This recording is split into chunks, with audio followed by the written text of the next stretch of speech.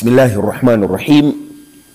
Nahmaduka Allahumma kama amartana an nahmad wa nusalli wa nusallimu ala khairi khalqika sayyidina Muhammad sallallahu alayhi wa ala alihi wa ashabihi ajma'in. Amma ba'du, tumshukuru Mola subhanahu wa ta'ala na kumtakia rehma na amani Mtume Muhammadin sallallahu alayhi wa alihi wa sallam, ikiwa tunakumbushana mambo katika dini yetu ya Uislamu. Na kukumbushana ndiyo jambo kubwa, kwa sababu kukumbushana ndiyo kunampelekea mtu kwenda kutaka radhi za Mola subhanahu wa ta'ala. Hivyo katika jambo ambalo tutakumbushana nalo katika siku ya leo ni kwamba tujue kuutumia muda wetu huu, tuutumie vizuri, kwa sababu hauna kurudi. Muda katika kitu ambacho kwamba kinakwenda kirudi ni muda. Wakati tuutumie vizuri, hasa inapokuwa tumeupata katika mwezi mtukufu wa Ramadhani. Bwana Mtume Muhammad sallallahu alayhi wa alihi wasallam atuambia, min hikmati ahli Dauda, miongoni mwa hikma za watu wa Nabii Daud alayhi wa ala nabiyina afdalu salati wassalam. Nabii Daud alipata watu wai, alipata watu makini, alipata watu ambao kwamba wakielekezwa wanaelekezeka, wakitumwa basi wanatumika. Alipata watu ambao wenyewe kuyafanya ya Mwenyezi Mungu subhanahu wa ta'ala kwao ni raha zaidi kuliko kutumikia vitu vingine. Ndio Bwana Mtume Muhammad sallallahu alaihi wasallam akapiga mfano huo, akasema min hikmati ali Dauda, miongoni mwa hikma za watu wa Nabii Daud alayhi salam. Hikma ni nini? Hikma wanasema ayulhimaka Allahu suluka almunasiba fil waqti almunasib.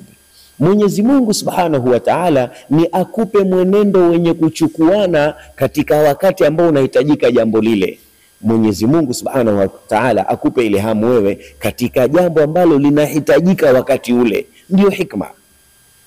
Sasa Bwana Mtume akasema katika hikma za watu wa Nabii Daud alayhi salam, an yakuna almar'u, ni awe mtu aliman bizamanihi, ni mwenye kuzijua zama zake alizopo.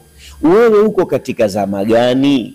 Zile zama zinahitajika nini katika dini yako? Zile zama zinahitaji nini katika maisha yako? Tumia lile jambo ambalo linahitajika wakati ule, litumie. Mathalan, kwa mfano sasa tuko katika mwezi mtukufu wa Ramadhani. Mwezi mtukufu wa Ramadhani ni mwezi ambao kila jambo katika huu mwezi limeongezwa maradufu.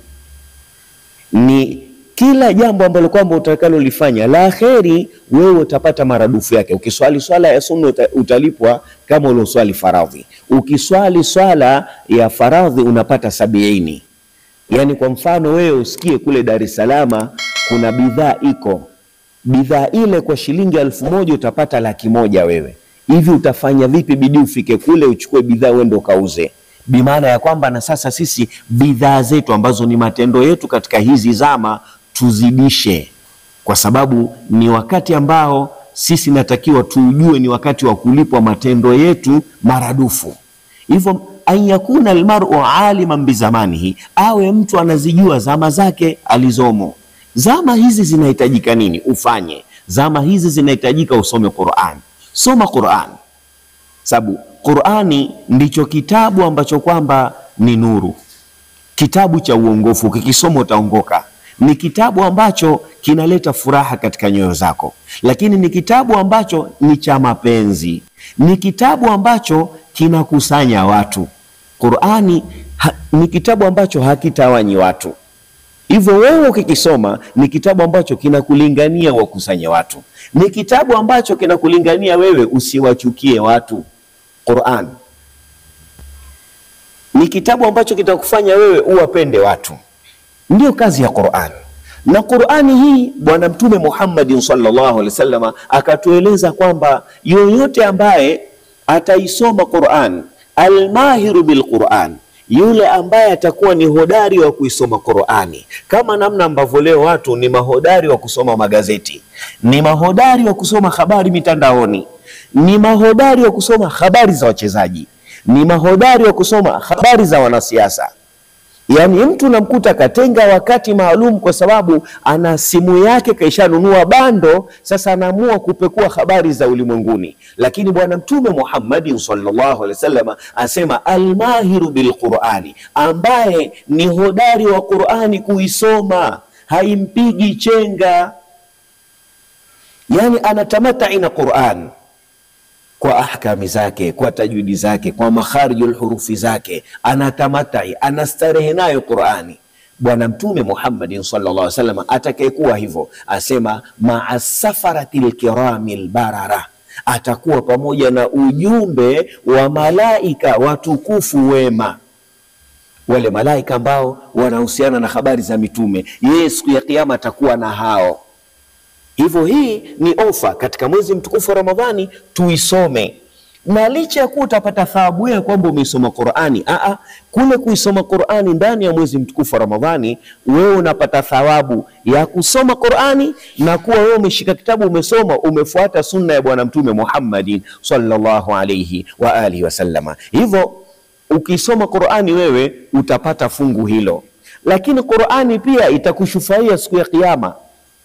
Katika kazi kubwa ya Qur'ani ukisoma duniani itakushufaia. Katika hadithi ya Bwana Mtume Muhammad sallallahu alaihi wasallam atuambia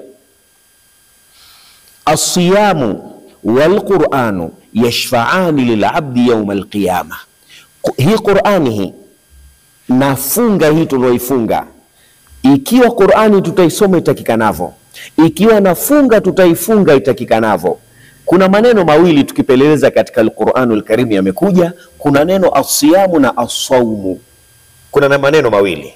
Kuna as-siyamu. As-siyamu wakasema ni mtu kufunga ile ya kanuni, kujizuia kula na kunywa tangu alfajiri mpaka jua kuzama, ile inaitwa ni as-siyam. As-sawmu wakasema kwamba ni kujizuia na yale maneno ya upuuzi, mizaha, maneno yasiokuwa na faida, kusikiliza vitu ambavyo kwamba vina tija, yani kuangalia film, kuangalia season, kuangalia mipira. Japokuwa kuna wengine wanajadili mijadala hiyo, sisi haituhusu, lakini kuangalia mipira. Na wale unaoangalia ujue unaowatizama wana aura. Bwana Mtume anasema al-fakhidhu aura, mapaja ni uchi. Paja ili likikawazi la mwanamume ni uchi, ni kama mtu amekaa uchi. Sasa wakati mnajadili fatwa hizo, muangalie na huo upande pia, hawa wamekaaje, na aura pia iko, itizamwe hiyo. Sasa atakayekuwa hodari wa kuisoma Al-Qur'anul Karim, yeye atakuwa maa safaratil kiramil barara. Lakini saumu tukasema pia kuna neno as-sawmu. As-sawmu ni neno ambalo linamfanya mtu asiangalie upuuzi, asisikilize upuuzi, asikae kufanya mambo ya ajabu ajabu. Sasa wakasema funga ili iweze kutimia mpaka ikushufaie, vipatikane vitu viwili, ipatikane as-siyamu na ipatikane as-sawmu, vipatikane vitu viwili. Funga itamsufaia mtu, lakini si maudhui yetu na Al-Qur'anul Karim. Qur'ani itamwambia ay rabbi mana'tuhu nauma bil-laili, Rabbi, huyu mja wangu huyu mimi nilimzuia usingizi usiku. Na Qur'ani isome usiku. Usiku kuna inna Qur'an al-fajri kana mashhuda. Mwenyezi Mungu atuambia Qur'ani ya alfajiri hakika imekuwa ni yenye kuonwa. Wanaishuhudia viumbe gani? Ni malaika ndo wanaishuhudia. Unapokaa ukasoma Al-Qur'anul Karim usiku, wewe wanaoshuhudia kuiangalia ni malaika. Ndo wanakuwa viumbe wamekuzunguka pale, wanatamata na wewe kwa kuwa unakisoma kitabu cha Mwenyezi Mungu Subhanahu wa Ta'ala. Kinyume chake, ikiwa wewe utakaa usiku mzima umeumaliza unaangalia vitu vingine, jibu unalo. Malaika hutowaona, anwari hazitokupata, rehma hutozipata. Hivyo Bwana Mtume Muhammad sallallahu alaihi wasallam asema Qur'ani tamshufaia mja, iseme kwamba ya Rabbi, huyu nilimnyima usingizi usiku, fashafi'ni fihi, na kuomba unipe shufani, mshufaie huyu. Fayashfa'ani, fayushafa'ani, vitapewa shufaa vitu vili viweze kumshufaia mja siku ya kiyama. Hii ndio faida ya kusoma Al-Qur'anul Karim. Ukisoma Qur'ani katika zama hizi tulizomo, ni zama ambazo kwamba ni muhimu, zama za kudili na ibada, si kudili na vitu vingine. bili na ibada, shindana na ibada. Inna sibaqa sibaqun fi zuhdi, kama anavyosema Bwana Mtume. Hakika mashindano ya kweli si mashindano ya kuweka mbuzi mkashindania, si mashindano ya kuweka ng'ombe mkashindania, sio mashindano ni kushindana kupanyongo dunia. Kupanyongo dunia si kwamba dunia usifanye, dunia kuwa nayo, jenga, kuwa na magari, kuwa na nini, lakini wanakwambia kuwa ulimwengu usiwe mlimwengu. Ile dunia itawale. Maana unaitawala vipi? Majumba unayo, magari unayo, lakini wakati wa swala unaswali, wakati wa kusoma Qur'ani, rijalun la tulhihim tijaratun wala bay'un an dhikrillah wa iqamis salati wa ita'iz zakah. Mwenyezi Mungu Subhanahu wa Ta'ala kawasifu watu wa namna hiyo ambao hawadanganyiki, hawahadaiki na hivi vitu vya kiulimwengu ambavyo kwamba vilivyoko. Hivyo zama hizi tulizopo ndani yake, Bwana Mtume anasema mtu awe anazijua zama zake. Hizi zama zilizopo mimi ni zama za kujipinda kuelekea kwa Mwenyezi Mungu Subhanahu wa Ta'ala, kwa sababu kama riziki ni zama ambazo riziki inapatikana, haiwi ngumu. Ni zama ambazo wewe usingizi wako ni ibada. Kule kulala kwako wewe ni ibada, kunyamaza kwako ni tasbih. Uzijue zama. Ikiwa huwezi mpaka labda ufanye lingine, acha, bora unyamaze, bora ulale, uweze kupata ibada hizo, thawabu za hizo. Kisha akasema Bwana Mtume, akamalizia katika asema mudrikam bishanihi, awe analijua jambo lake alifanyalo litampa faida gani. Wewe kijana ambaye kwamba unashinda mitaani, unashinda unafanya kitu gani? Kile kitu kitakupa tija gani katika dunia yako, katika akhira yako? Usifanye kitu kapoteza muda, kwa sababu ujana utakuja kuulizwa wa an shababihi. Huo ujana ni rasilimali kubwa ambayo kwamba umepewa, na ni rasilimali ambayo kwamba hairudi tena, ikimalizika imekwenda.